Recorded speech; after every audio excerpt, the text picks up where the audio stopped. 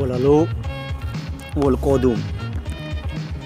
maaliif wal nyaattanii maaliif wal diddanii maaliif wal qooddanii yaa saba Oromoo keessaa diyaaspooraan tokkummaa naa cimu waliin basaasinaa akka ormi cabutti wal hammachuu qabnaa akka ormi cabutti wal hammachuu qabnaa tokkummaa yoo cime diinni nu sodaata dhiigni keenya tokko amantiin gargar taanus seenaa isa kalee san maaf hin dagannaa qabsaa'onni teenna addaan hin baanu jedhanii boolla takka galan gaafa Somaaleen ati islaamaa ati kiristaana jettee addaan qoodde sani gootonni qaqqaalin lakka addaan hin baanu jedhanii dinnaani deebiin mootummichaa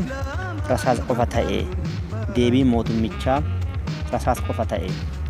ilmaan Oromoo hunduu tokko maaf gosaa wal qoodduu maaf gandaa wal qoonnuu nu hundinuu tokko ati Jimmaa Arsii ati Harargeedha ati kana jenne duula walitti banuun wallaahi qaanii guddaa duula walitti banuun wallaahi qaanii guddaa an akkanaa galitti gandummaa wal qooduun dhukkuba dawaa hin qabne fakkeenya fudhadhaa qeerroo biyya keessa waggoota 3 darban gaafa Shawaa tuqan qeerroon Baaleen teettee ilaallee bar gaafa Arsii tuqan Wallagga hin ilaallee bar nuti ilmaan abbaa tokkooti jedhanii waliif birmatanii diin afoo dhaabbatanii an kan na ajaa'ibu warroonni miidiyaadhaan gadi bahanii Arsiif Jimma jedhee kutaa tokko waamee Oromoo miti yoo jedhu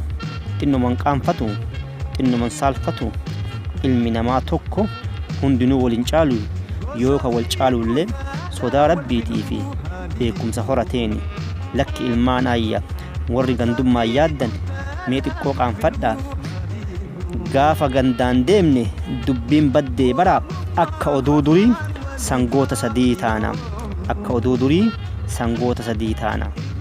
kanaaf kan nu baasu tokkummaa kan nu baasu jaalala tokkummaa jabeessaa aadaa gaarii qabnaa safuuf seenaa beennaa guddaa haa kabajnu beekaa keenya haa dhageenyu wallaala haa gorfannu wal qoodiinsa irraa ani dhimman qabu hayyoota keenya hunda ani nin kabajjaa kan dogongorellee ni sirreeffannaa kan walloles abbootii gadaatiin walitti araarfannaa yoo dhuguma saniin gabrummaa diddanii yoo dhuguma saniin bilisummaa kan feetanii kutaaf gandaa wal qooduu keessaa haa baanu gootota qaqqaalii kalee sayyaadataa lubbuu qeerroof qarree dhumtee sayyaadataa lubbuu qeerroof qarree dhumtee sayyaadataa tokkummaa jabeessaa isatu nu baasa tokkummaa jabeessaa isatu nu baasa qopheessee kan isin dhiyeesse ayyaana Kadiroo Kuweetirra galatooma horaa bula